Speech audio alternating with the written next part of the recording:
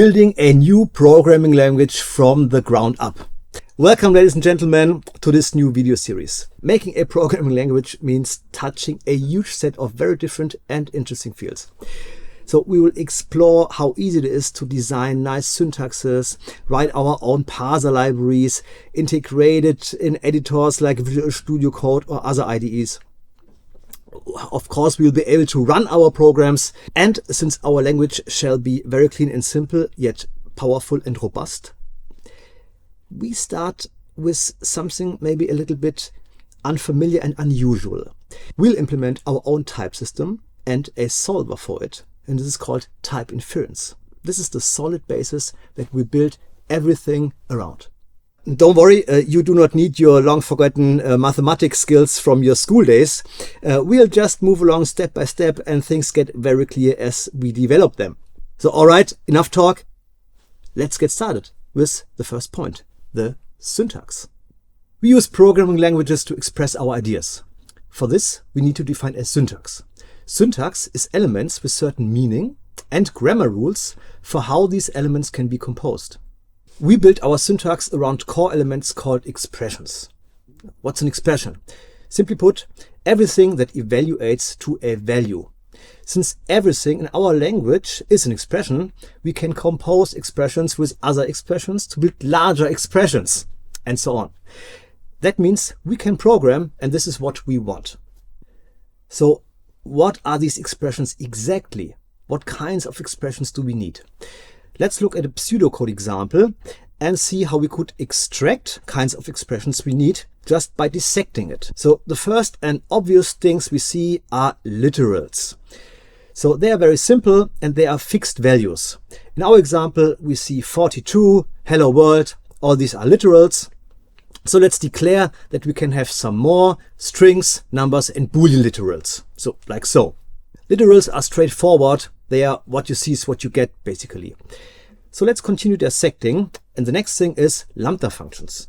And here it gets a little bit more interesting. This is a lambda function, or you can also say a lambda abstraction. It has a parameter x and a body, x is greater than 0, which itself is an expression.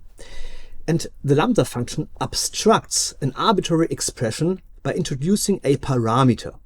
The parameter is then accessible inside of the body of the lambda function. So to say, what is it good for? So what can we do with that lambda function? This is very easy. We can call it by applying the value of another expression to it, which brings us to the next expression type, application expressions. Here we take our lambda function from before and apply the value 42 to it. The function body x greater 0 gets evaluated with this value 42 and it gives us true as result. So just one note, in our syntax we use simply a space to indicate function application. Unlike many other languages, we don't need parentheses to indicate application. So did you see something?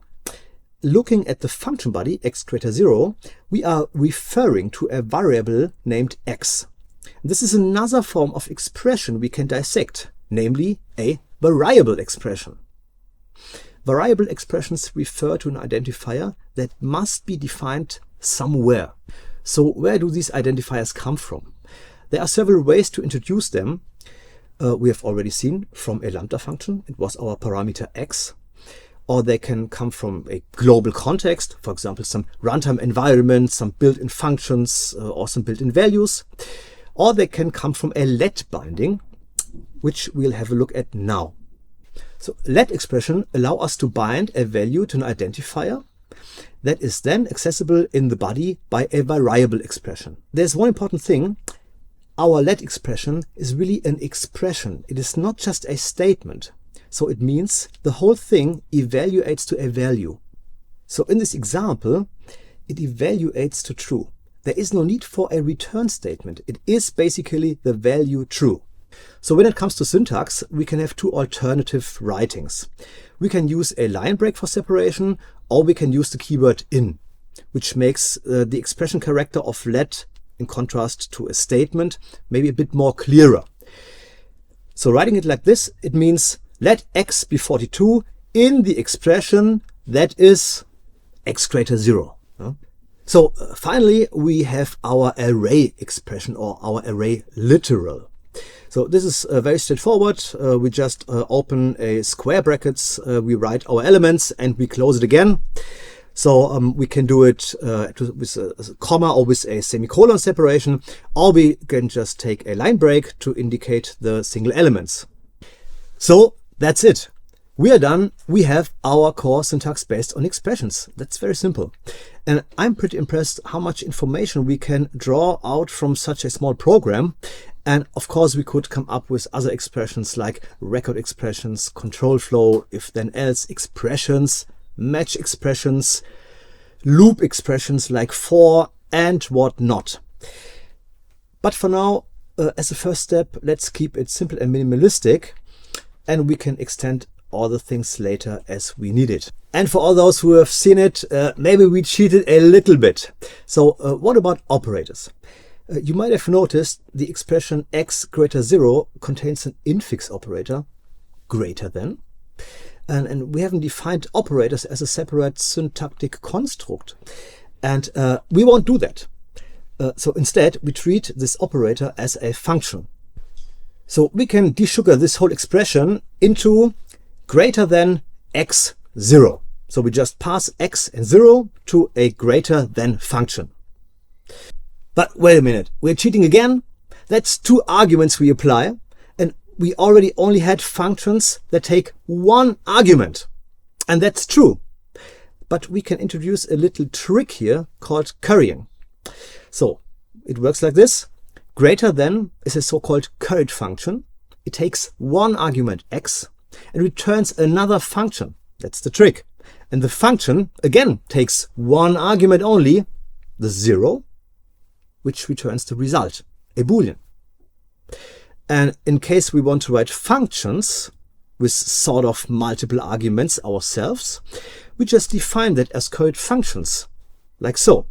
Here we have a function that takes an x and returns another function that takes a y, and we have the function body of the second function that returns the sum in that case. And if you want to learn more about currying and other cool concepts, then check out my video, 4 ingredients for a kickstart into functional programming. So now we are clear and cool with our example, no more tricks and no more cheats, we really have it. And you know, that's it. We have our core syntax. With a handful of expressions, it's minimalistic and surprisingly powerful. That means we can encode a lot of programs with just using these building blocks. And also, we can visualize the structure of our expressions as trees. It's called an abstract syntax tree or an expression tree.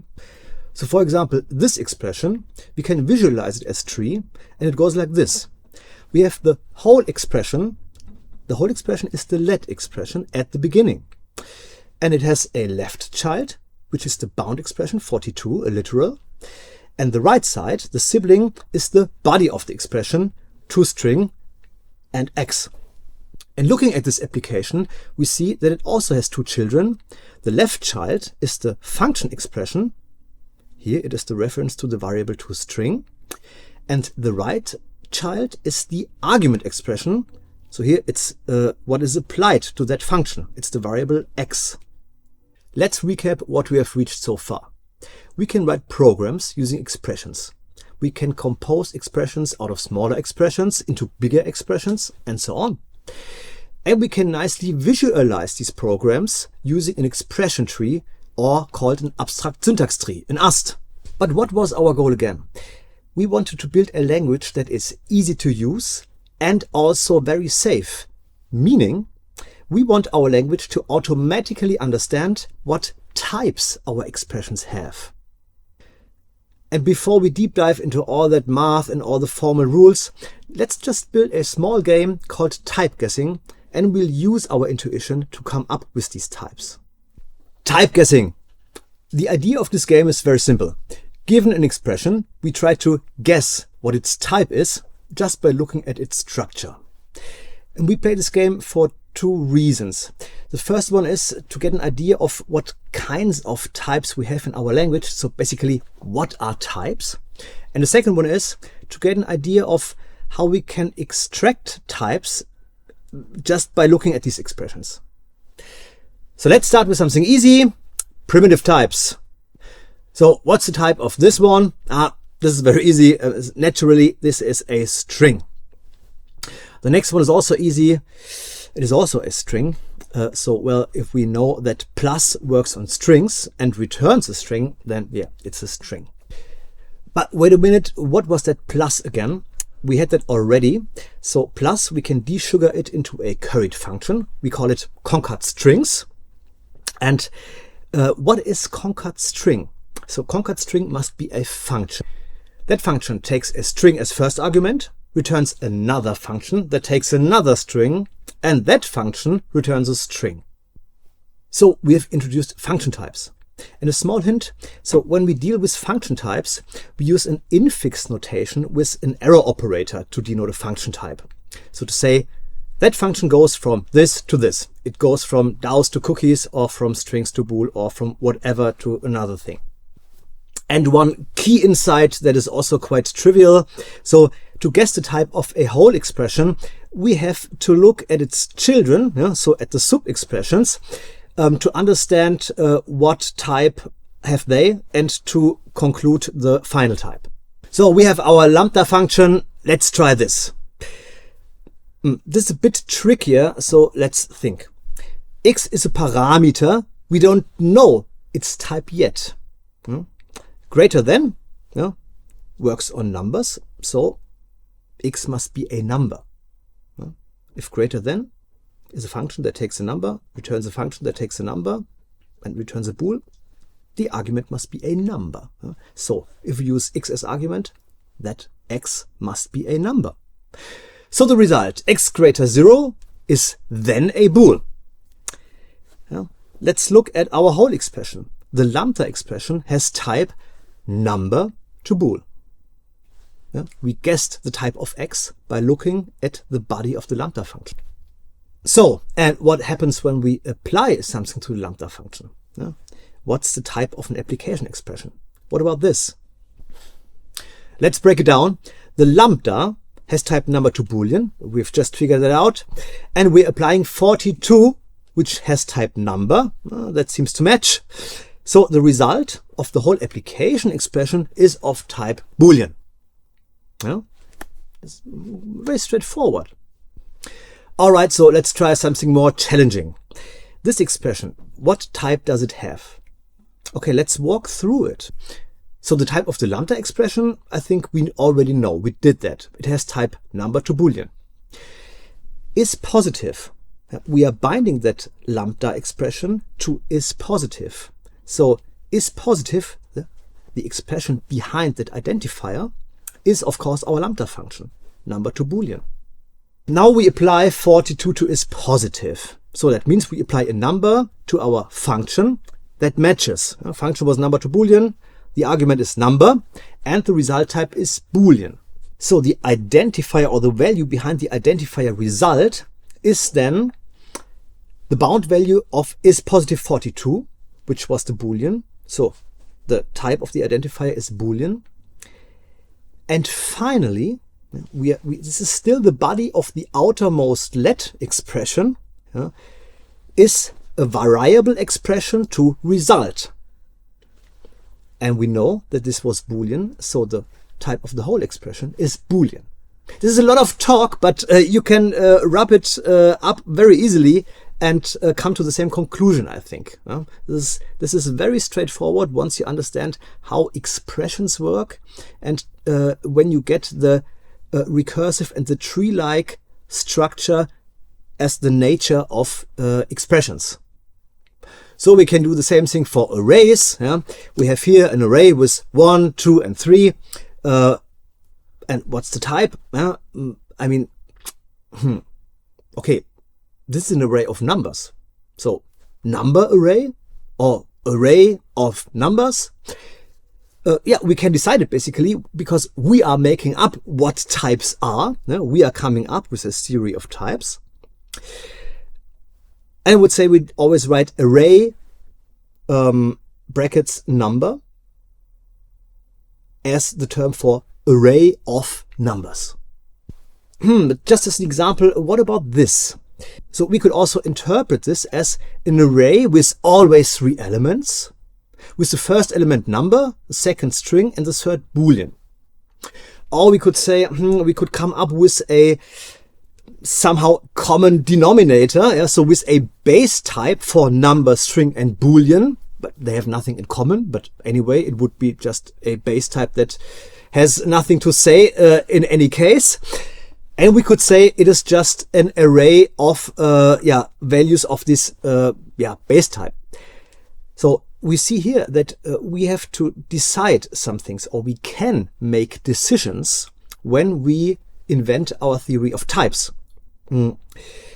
But just for simplicity, we say that arrays have types, and these types shall have elements that are always have always the same type. Yeah? So the type array needs exactly a number or a boolean or a string in our theory of types.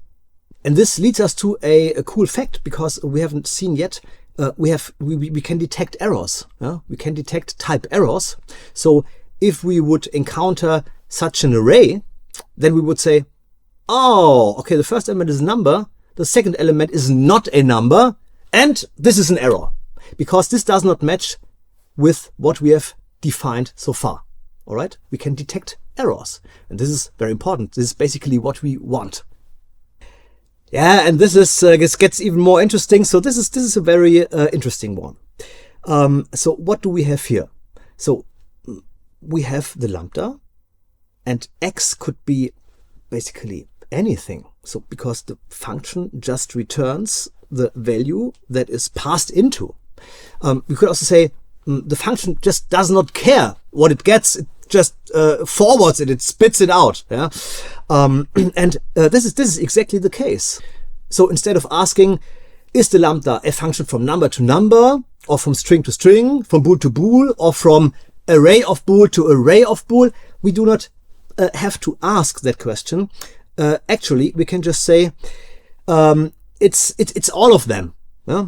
It's a function that works on all types, and we need a way to express that. We need a way to express for all types t. This function has type t to t, where we can reason about t. Yeah? T is not known yet, and this is where type parameters come in.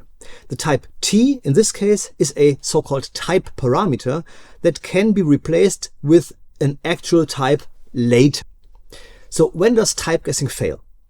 Detecting errors is a feature we are looking for. We already understood that. So let's take a look at some more failure cases and dissect why the type guessing must fail in these cases. So for this expression, we could say, under the assumption that plus is a function that takes a number and another number by currying and returns a number. Under this assumption, we can say that we cannot correctly type that expression because hello is a string and not a number. It fails. Very good. We have detected an error case. And there are a lot more cases to construct that basically will lead to conflicts, yeah, and we can detect these conflicts, which is very good. All right, so type guessing, let's be honest, what was it good for? We have discovered some important parts. So when we have an idea of what types could be, we can make educated guesses about types and their expressions. Yeah? So we can find out, we have an expression, what type could it have? Yeah? Based on certain assumptions and a set of implied rules that we just came up intuitively. And using the information we have drawn out of that can lead to a very important insight of a program. So we can either say we can solve that puzzle that we just created, or we can say we detect the type conflict and errors, and that means the program is mistaken. Somebody made an error, and it might be the case that it fails during runtime. And this is what we wanted in principle. And we did that without any kind of type annotation. The code really stayed clean. we just drawn out some information and did all that guesses. So I would say we are much closer to our original goal. But now, instead of making these guesses, we want to have a systematic and automated way of doing this. So what we have to do is we have to formalize these two things. So we developed a theory of types, meaning what kind of types do we have? What can they do for us? We have to write it down to formalize it. Second, we have to formalize the set of rules that we used as basis for our type guessing game. And when we have all that, then we can implement an algorithm. And the algorithm applies the rules to each and every expression in our program to build up that puzzle automatically. And then the puzzle has to be solved by that algorithm to find the types of all the expressions and to conclude if the program runs or fails when we execute it. So these 3 steps we need. And this is what we're going to do. So let's begin with the first point. We are formalizing our theory of types. So in principle, we have our types. We have just to write them down formally and talk a little bit about their twists and characteristics. So we had strings, numbers, and booleans. These types we can call primitive types, but they're also monomorphic types. And that means they are fixed. We know them and they have no variance or no variability in them. From our lambda functions, we extracted a function type. Function type has always one argument and one return type. We write it with an infix arrow, and we can say that function goes from string to boolean or from string to number, or from whatever to whatever. Can also be another function type.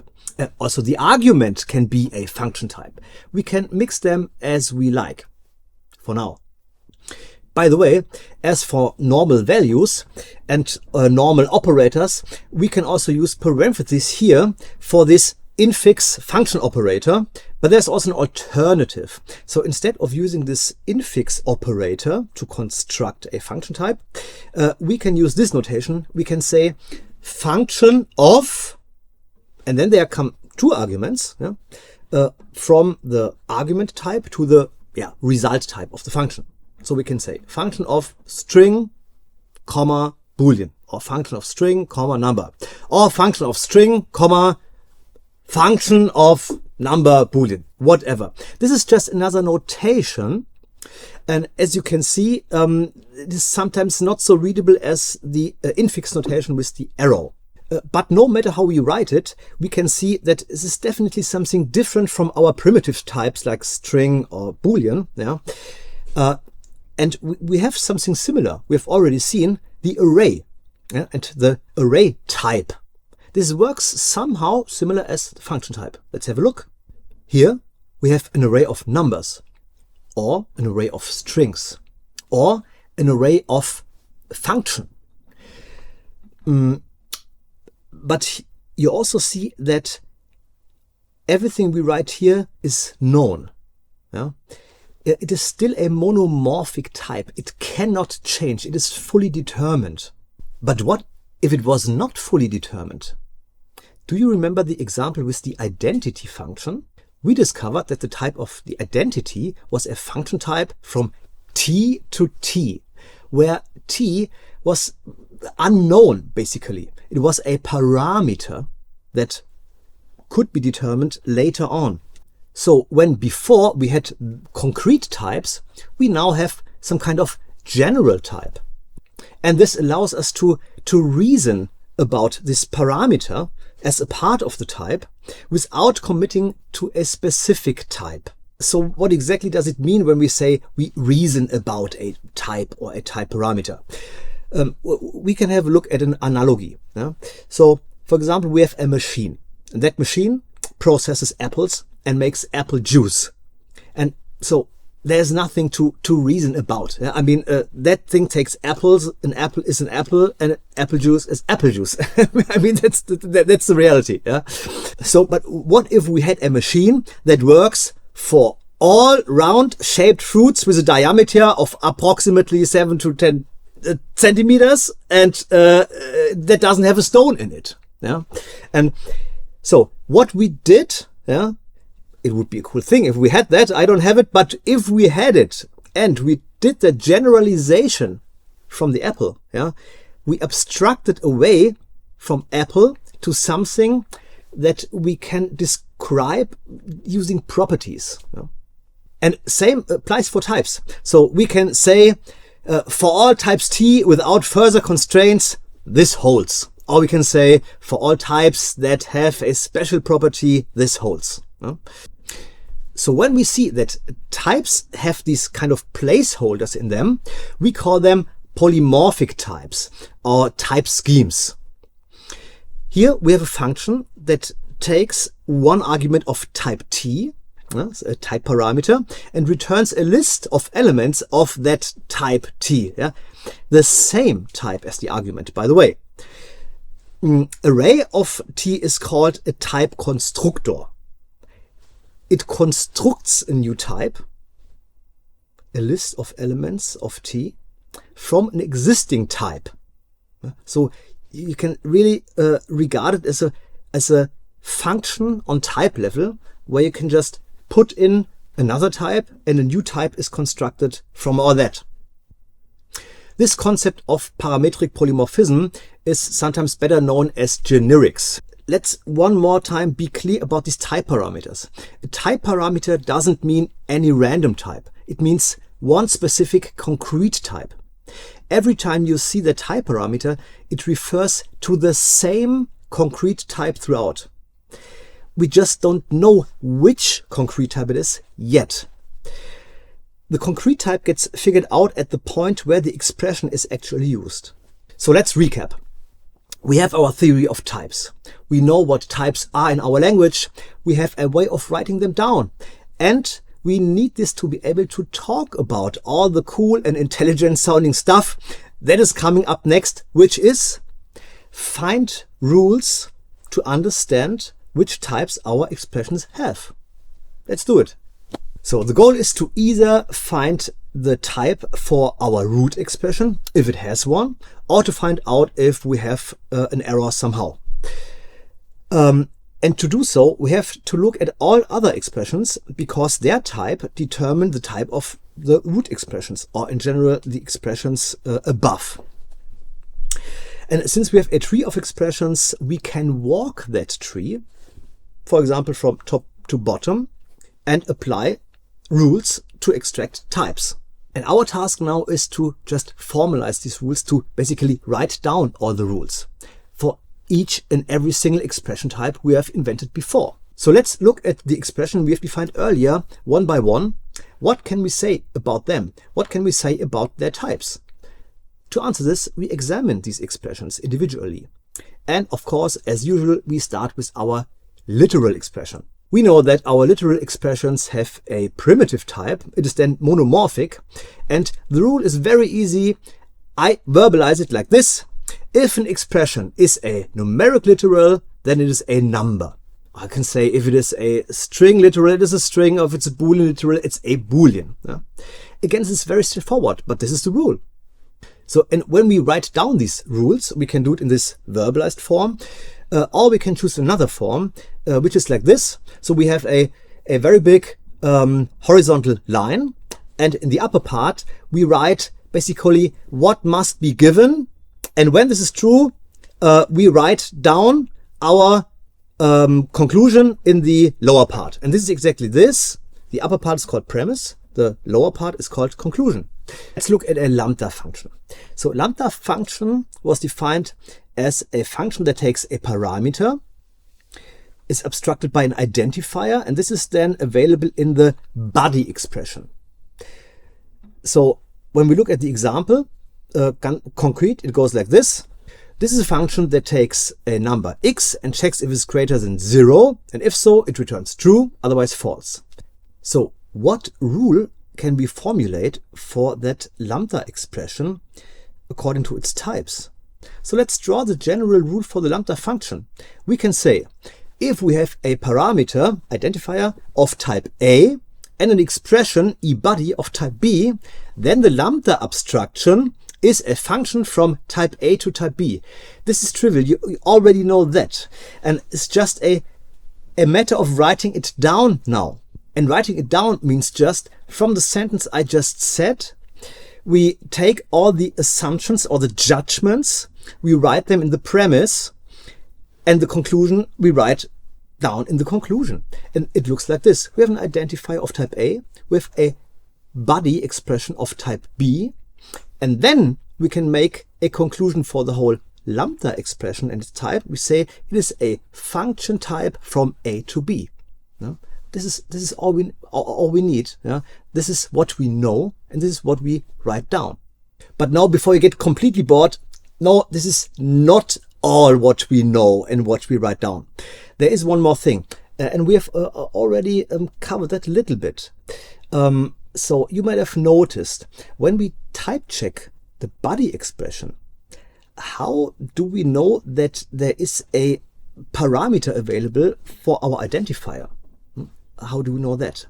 And this is where a context, usually written as gamma, big Greek letter, comes in. And you can think of the context as maybe a little notebook where we keep track of what we have already gathered, yeah, of what we already know. In this case, the names of the identifier that we have visited before. So each name like X, F, or whatever count is listed together with the type we have assigned to it in this notebook. And when we type check a bigger program or an expression, we simply, when we see a variable expression, we simply check if the name is in that notebook. And then we can refer to its type. And as a side note, the way we build up this context lets us control things like variable scoping, closures, or shadowing, just as a side note.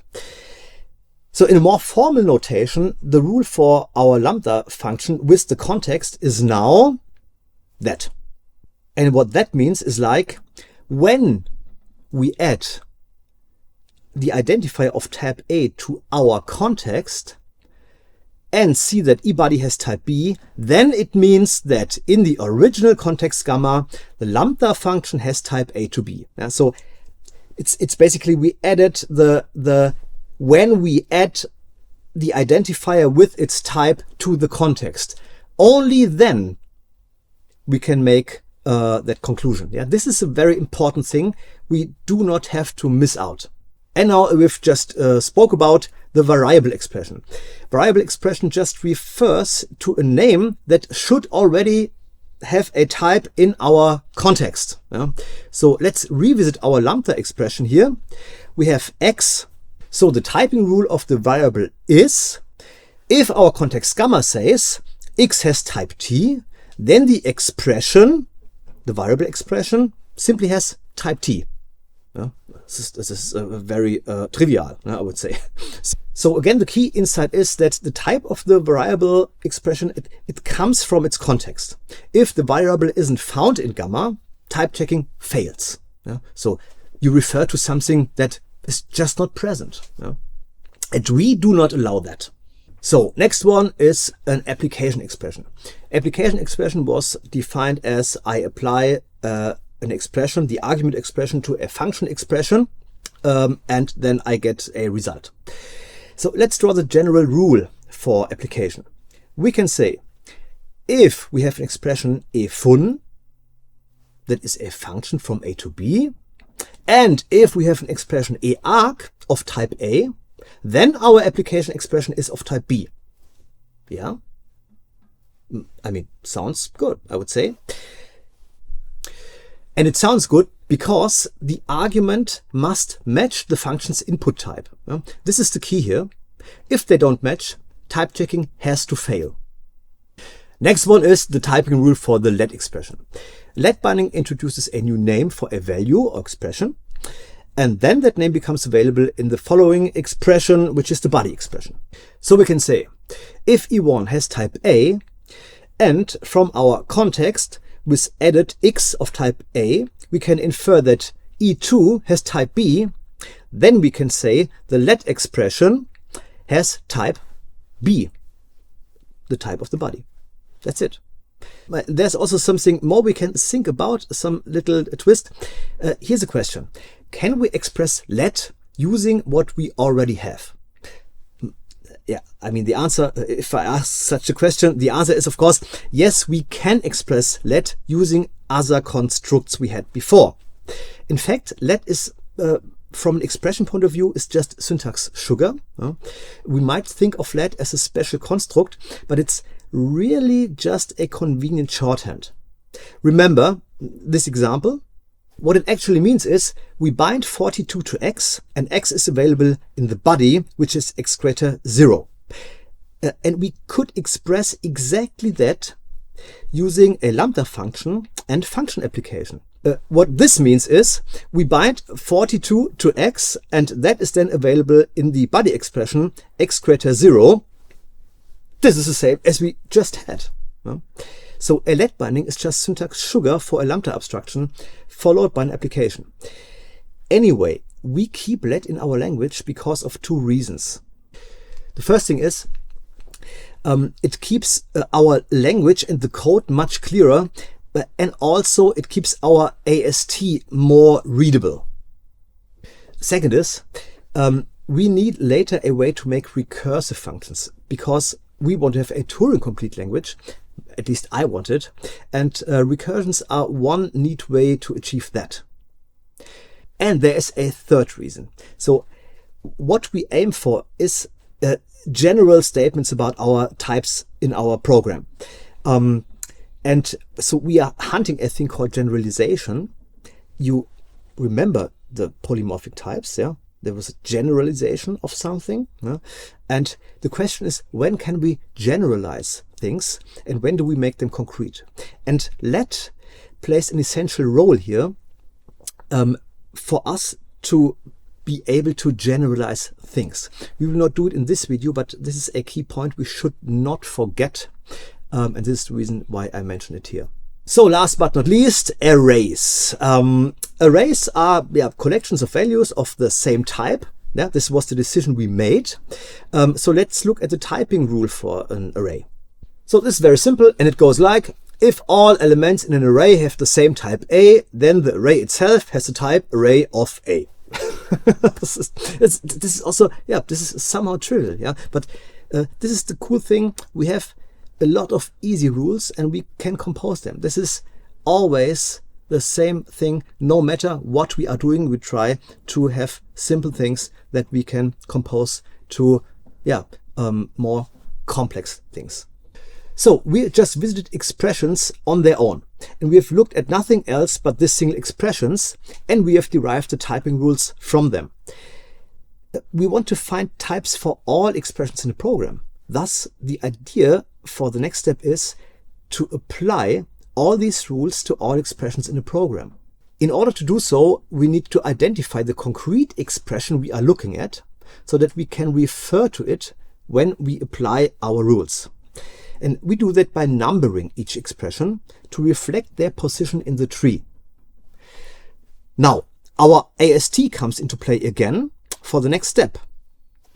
We have arrived at the algorithm. So to finally solve the puzzle, to find types for all our expressions of our program, we need a recipe. Let's build it upon step by step. First thing, we number all expressions in the AST and introduce placeholders for their types.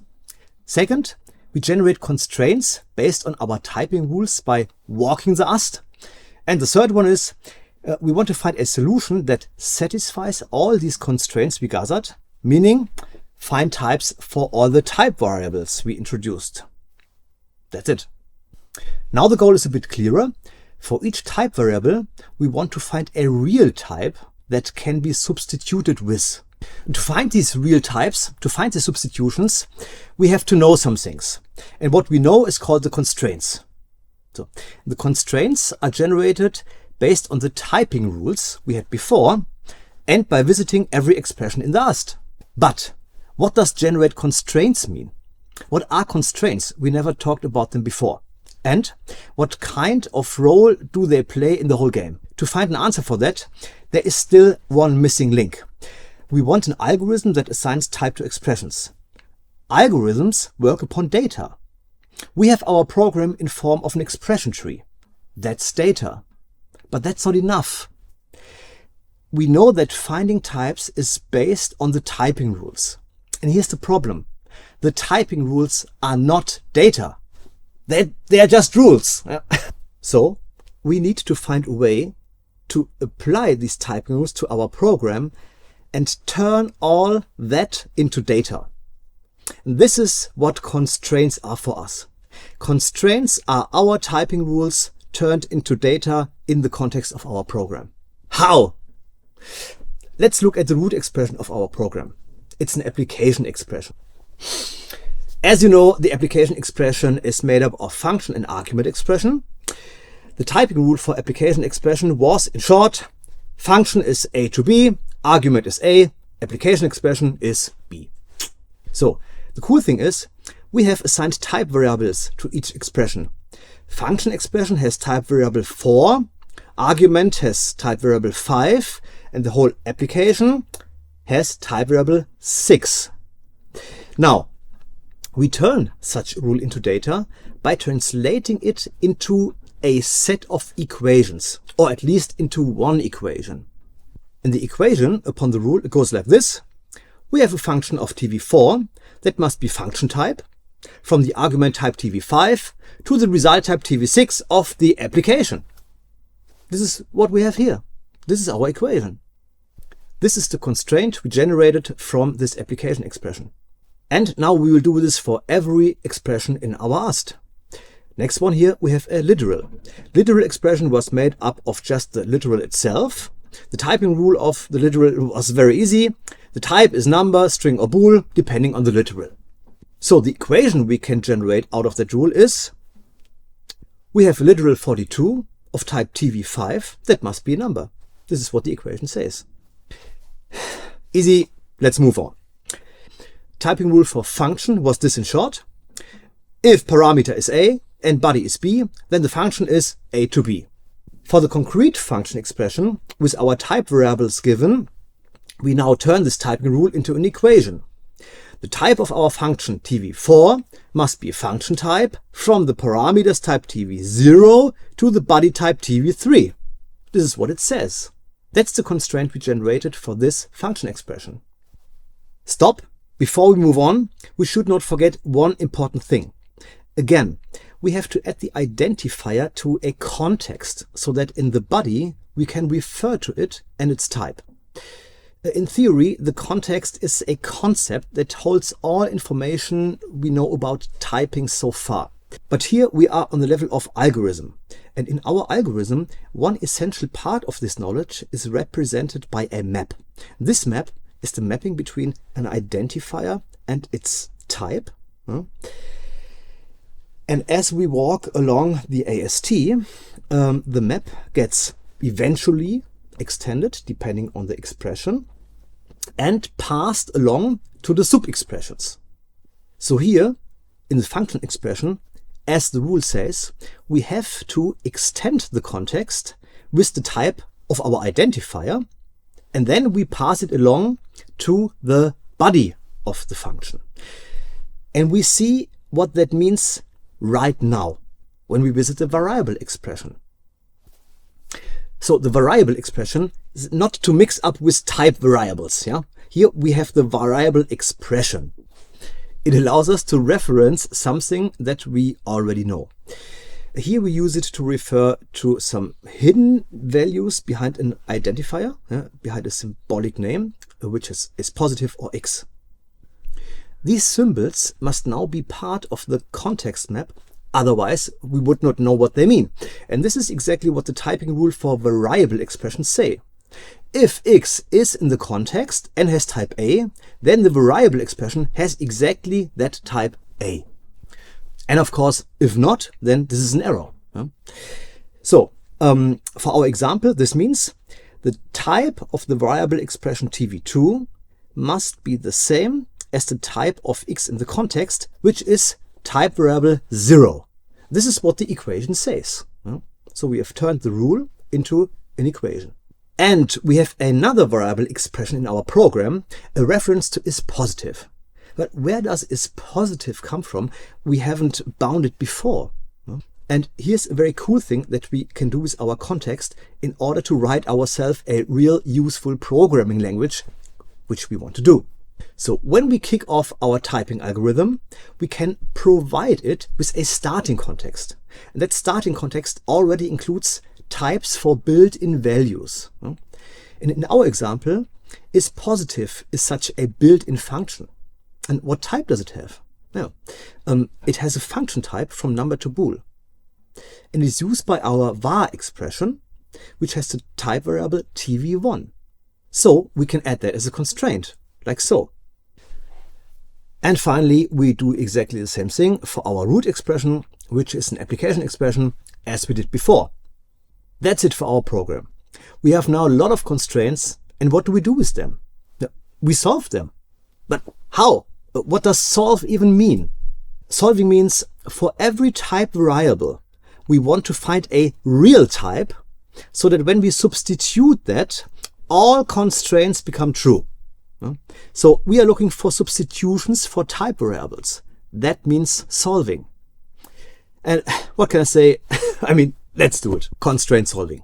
So in case we can find substitutions for all our type variables, we have solved the puzzle and we know that all expressions we stick together play nicely with each other. And if not, we have caught a type error before the program even runs. Nice. So the way we will solve, it might remind you of your school days. It's kind of like solving a system of linear equations. Only now that the unknowns aren't numbers, but they are types. And instead of using arithmetic operations on numbers, we are matching the shape of constraints. Still in common, it's all about finding a consistent solution. And again, for that solving, we need a recipe as usual. First step, we pick the topmost constraint. And when we see a single type variable on the side, we replace every occurrence in the constraints and in the substitution map, which is empty right now, with the type on the other side for this type variable. It sounds complicated, but we do it like this. And it becomes quite clear. Second, we take the constraint from the constraint map and add it to our substitution map. So the substitution map is just a list of all the replacements we have done so far. When we look at the expression in the AST, and if we see that its type variable is in the substitution map, we can visualize that type for that type variable for that expression. And in that case, the var expression for is positive has function type number to bool. So let's repeat these two steps until there are no more constraints left in the constraint map. Next one is tv2 from the var x expression. We will replace all the occurrences of tv2 with tv0. This is what it says. And we add that to the substitution map. Next one. That's an interesting one. So we can't do that substitution right away because both sides are not type variables. Instead, we do something called unification. So we look at the structure of both sides, and we have to check if they match. In this case, both sides are function types. This is good, so it means they match. The left side is fully known. It's function type from number to bool. The right side has two type variables, tv0 to tv3. Since the left side and the right side must be equivalent, we can generate two new constraints from that. The input types must match. It means tv0 is a number and the output type must also match. It means tv3 must be bool. And we add these two constraints to the list of constraints. And we can go on and solve. So the next one is actually the constraint we just generated. So here we replace all occurrences of tv0 with number. All occurrences get replaced. That means everywhere in the constraints and in the substitutions, which is not empty now. We have something here in the substitution map.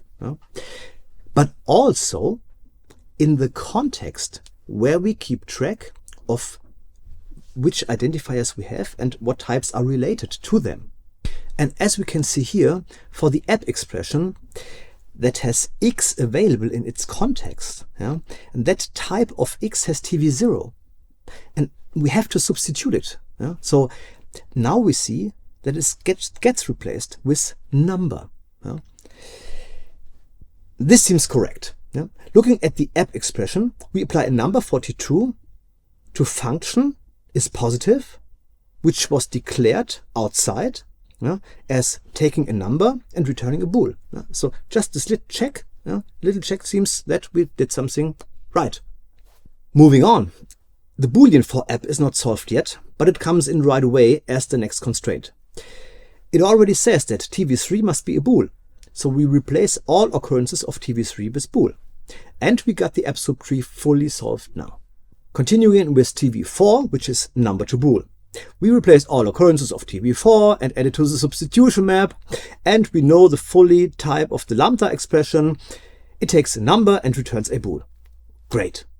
This is exactly what we expected. Next one is the constraints from the number literal 42. Yeah. We replace all occurrences of TV5 with number and add it to the substitution map. And the next constraint, this is obviously not the final one, because we have to unify the two function types, number to bool and number to TV6. By matching the structure of both sides, yes, they match, we get a new constraint, TV6 must be a bool, which now is definitely the last one to replace. That then gives us the type of our whole program. It's a bool. Ah, wonderful. All right, so we have solved our puzzle and we got a result that at least it's the one we expected. We can do, of course, a lot more. Let's have some look at some examples. Here, for example, we have an error case. So when we are solving all the steps, we get a unification error saying that we have a mismatch in types. This is a very cool thing. We can also check, look at the expression. Would we expect that we get an error? Yes, we would. Here's another cool one. It's the one we already had. It's the identity map. And what we can see here is that actually the solve result is it leaves open a type variable. And we haven't talked about generalization. We did not generalize. Yeah, we haven't done that. But what we can see here is at top level of our program, when something is unconstrained, we then can generalize that. And generalization means from the result we get, we create a polytype, and for each open type variable, we introduce a type parameter in that polytype, as we do now. Just a small addition, in one of the next videos, we will do that generalization inside of our program, because we are interested in that. And it gives us some very nice features and some very nice ways of expressing things which we cannot do when we do not generalize. Here we have another case where we try to unify a number and a Boolean, which is not possible. And here's another very interesting one. And you see that we haven't talked about one topic. The topic is records, and we will definitely do that in one of the later series. Records are quite interesting, and they introduce a nice cool twist which we didn't cover yet. Unlike in C#, but as in TypeScript, I extended the language and I introduced structural records in our language. Means the record type is defined not by a name, but just by their fields. By their structure. And this has an impact on how we solve that beast. Because when solving records, something interesting happens. Unlike types like number or Boolean or even function types, records can grow. It means we learn more about them as we continue to solve, at least using our algorithm. Different constraints might refer to the same record, but reveal new fields over time as we are unifying. And we see that here in that solver step, where we understand that the same record requires new fields which we didn't know before. And to handle this, we don't treat a record as a fixed or invariant thing. Instead, we use an indirection a record reference that lets us gradually update what we know about these records. In that way, our solver can merge information from all constraints to build a full record shape step by step. All right, everyone, so that's basically it for now. That was a lot of hard work, but totally worth it. We have built a solid foundation, one that not so many languages start with. And we are free in our decisions. We can build whatever we think is cool and useful for us. So what's coming next? There are two ways we can continue the series. The one way is we are going deeper in what we have seen, which we will do. And the second is we proceed with the next big step, which we also will do. Going deeper means we reflect a little bit upon this video. So everything we've done here will be explored, and there are tons of fascinating questions around type inference and design choices we made. There are things like soundness and completeness. So, for example, we came up with a cool thing that actually solves something, that solves what we expected. But can you guarantee that for all thinkable programs that basically it spits out the correct thing? So we can test a lot, of course, but testing, it does not mean proving. So we could say when our solver tells us something, just in case, will the solver tell us something? Or maybe it just stays quiet, and it will do nothing. But just in case, if we can prove that it will tell us something, then is that what it tells us? It is a result. It means, yes, I have found types, or it says, no, there is a type error. That what our solver tells us, is it true? Is it really a solution? Is it a correct statement about our program that we gave him? So far, to be honest, we don't know. We haven't proved it yet, but we can prove it, and this is very interesting. Also, the other way around, we can say, just in case there is something to say, so we have a program and we would know that there is a solution. Would our system be able to find that solution, or at least one of that solutions, or all solutions, or the most general solution? And of course, for all the technicians under our viewers, we haven't looked at the implementation yet. So the implementation, of course, I did it in F# because F# is a language that I like very much, and it's very convenient to program in F#. And also the repository you find here in GitHub is an F# repository. But we could also implement all our algorithm and that whole system, for example, in TypeScript. It is also very nice. TypeScript has a lot of cool capabilities, and we haven't looked at that yet, but we will definitely do it and make a little deep dive in how exactly this is implemented. And of course, the second way we proceed is focus on our bigger goal. The bigger goal is we want to build a complete working programming language, and the focus is then on moving on to the next major topics. And for us, the next major topic will be we have to design a textual syntax for our language. And just like before, we'll approach it conceptually and also practically as we move on. So finally, I hope you liked this video and that I could prove that with a little bit of curiosity, patience, and also fun and joy, we can really build cool things from scratch. And in our case, the solid foundation of a whole programming language. So ladies and gentlemen, stay tuned.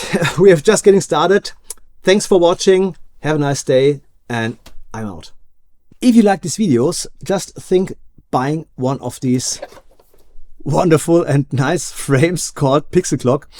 PXL Clock is a side project that one of my best friends and I started developing quite a long time ago.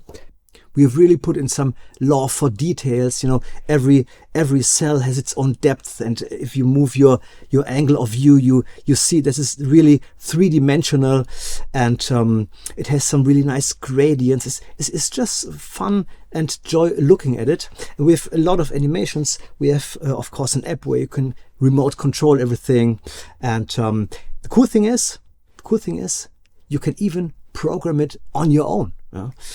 We've just started selling it, so take your chance, grab one of it, grab one PXL Clock and enjoy.